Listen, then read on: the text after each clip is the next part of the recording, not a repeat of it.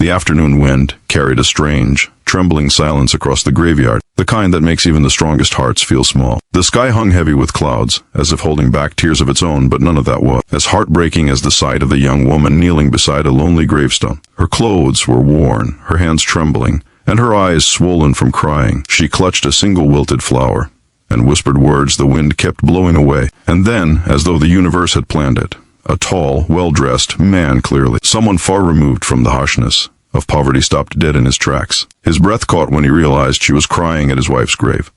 Something inside him shifted, something old and broken. Before we continue, अगर आप दूसरा मौका देने इंसानियत और मेहरबानी पर यकीन रखते हैं तो बराह करम वीडियो को लाइक, शेयर, कमेंट और चैनल को सब्सक्राइब करें.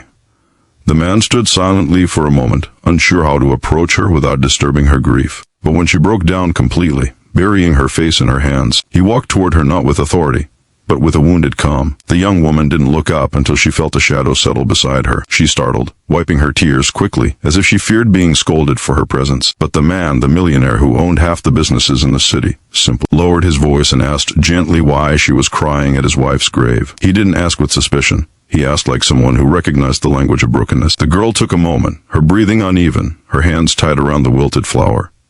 Her name was Amara. She had always grown up on the edge of survival, raised by a mother who worked tirelessly until illness took her away. Amara remembered her mother clawing through nights of breathlessness, counting coins. That never added up, whispering apologies for a life she could not afford to give. After her mother died, Amara had learned how fast the world could turn its back.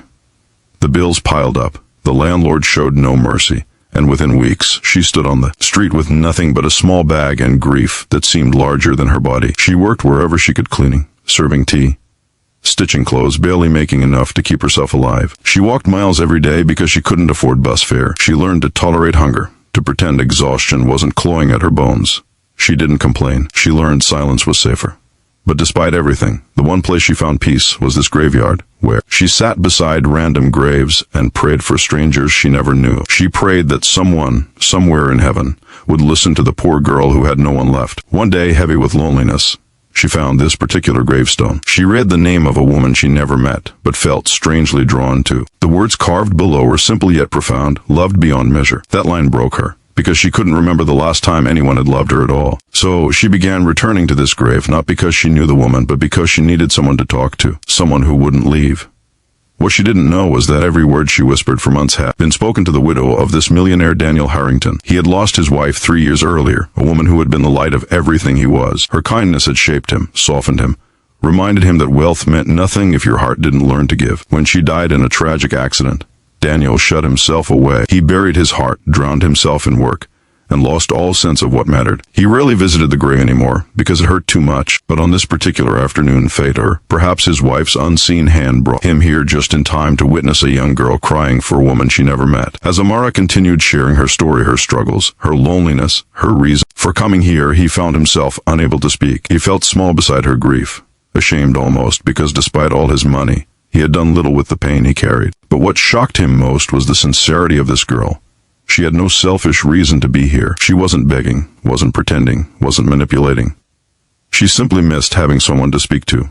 Daniel listened, really listened, in a way he had forgotten how, and in her trembling voice he heard something that reminded him of his wife's compassion. He remembered how she used to stop for strangers, help people quietly, and tell him that kindness never needed witnesses. Amara's life was the kind of life his wife would have fought to protect. In the days that followed, Daniel found himself returning to the graveyard, hoping to see the girl again, and she came bringing small wildflowers she picked on the roadside.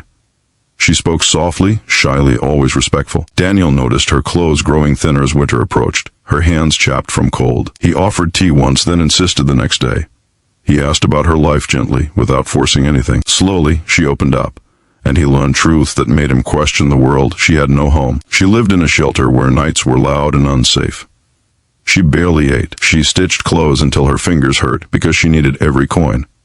Yet she smiled when she talked about hope. She believed pain was temporary. She believed good people existed somewhere.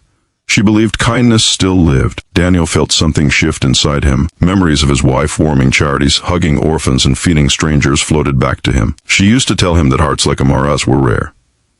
And now he understood why.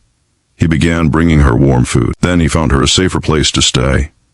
He ensured she had clothes that protected her from the cold. Not once did she ask why he was helping. Not once did she expect anything. She simply thanked him with a sincerity he hadn't seen in years. She reminded him of the quiet goodness he'd locked away with grief. One evening, Daniel sat in his empty mansion, staring at a photograph of his wife. He whispered to her picture that he had met someone she would have loved, someone who was living the kind of hardship she always wanted to erase from the world. For the first time in years, he felt something like purpose again. He decided to help her fully, not with charity, but with dignity. He asked her whether she wanted a job, something steady, something safe. Amara cried quietly when he offered her a position at one of his boutique stores, a job where she wouldn't be exploited or insulted. She accepted with a trembling smile, promising she would work harder than anyone, and she did.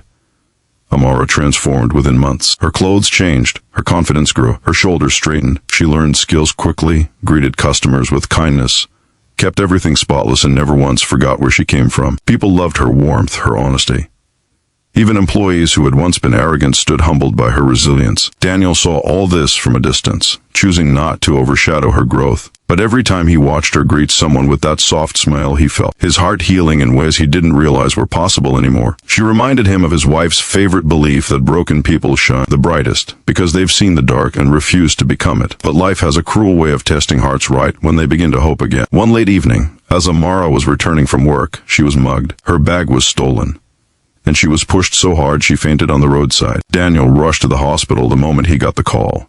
Seeing her unconscious on the bed tore through him. He realized how deeply he cared, not out of pity, not out of responsibility, but out of genuine human attachment. He stayed by her side until she woke up. The moment her eyes opened, she panicked, apologizing for being a burden. Daniel shook his head with tears he didn't hide. In that moment, he understood the true depth of her loneliness. No one had ever stayed beside her during pain. No one had ever made her feel safe.